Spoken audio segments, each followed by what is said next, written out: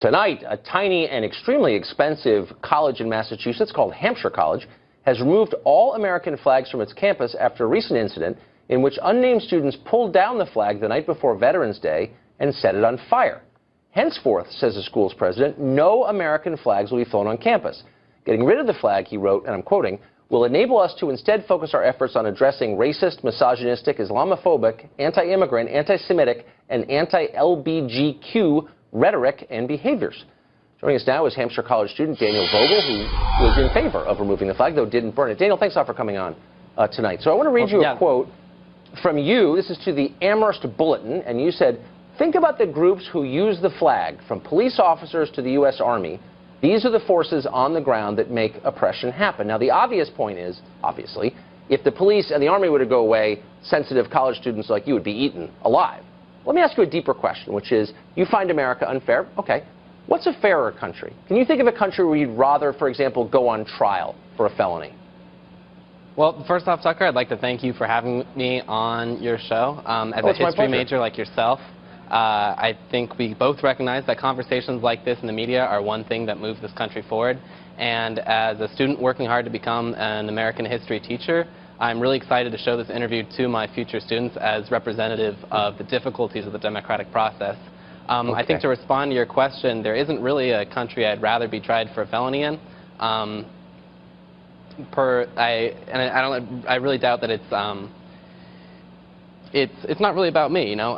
It's about black people and people of color in this country who, if they were tried for a felony, are much more likely than me to be put in prison for that. Okay, and I'm sure I'll shift the question there. And by the way, I'm not arguing, never would argue that there aren't inequities here, that it's a perfect country or anything like that. Of course not. But is there a country in which African Americans would stand a chance of a fairer trial than the United States? Is there a fairer country? I mean, I guess my question is, like, do you have perspective on the world? When you say that all police and all cops are bad, do you really know what you're talking about? Do I have perspective on the world? Yeah, I'm well aware that the United States is militarily involved in over 7 different countries right now. Beyond Iraq and Afghanistan, they're involved in Libya. They're involved in plenty of countries in Africa. We have drone bases across the world, and I think that the U.S. imperial forces are really the main force in the world right now, using military force to oppress people. And I think that while that's like a useful question to ask, like, which country would I rather be in, I'd rather that we focus on this country and how we can, you know, fix and improve this country. But why is it, I mean, okay, I get it, but and I think we should fix and improve the country. But you're basically saying the flag represents evil to the extent that it shouldn't be flown. And my question is, why is it always rich kids who make that point? Why is it always kids from a $62,000 a year college like Hampshire who are making that point? None of the workers who you claim to be representing ever say that. You never see anybody at a trade school burning the American flag. Have you noticed that? I'm not making this up in my mind, am I? I think that you're more likely to pick up a story in which rich kids do burn a flag on the basis that we have more access to the media. I mean, like, the flag burning wasn't really? Do you think it like your average HVAC repair school, they're burning the flag?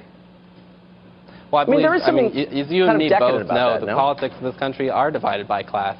And there is, like, a definite inequality in terms of where liberal thought is. And I think that no matter the question of the class of the students who did burn the flag, and I would say that Hampshire College is fairly generous in terms of its financial aid circumstances, and while I don't know the student that burned the flag, I also don't know the class that they did come from. Really? Because I have some sense. What's the median family income in this country? Do you know? The median family income in this country? Yeah. What does the median family make? Yeah, it's much less. The median family in this country? Yeah, it's much less than 1 year of your schooling. Yeah, of $62,000, which is what you pay or your parents pay for you to go to Hampshire school and burn the American flag. It's much less than that. And so I just wonder if you understand the bounty that you have, the good deal that you have, the excess that you're benefiting from. Do you get that at all? Oh, no. I am 100% privileged to be at this institution. And I think that I have to recognize the fact that the wealth of my parents that was able to pay for this institution was garnered off of slavery and was taken from exploitation. The land that I live on was taken from Native peoples, and the land that I live on back in Portland, back home, was taken from Native peoples.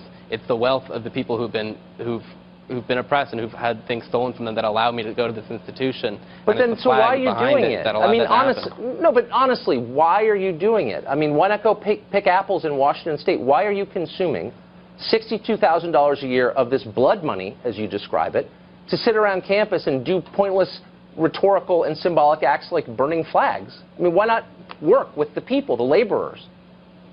No, I very much disagree that removing the flag was a not useful thing. I mean, it got me on your show, correct?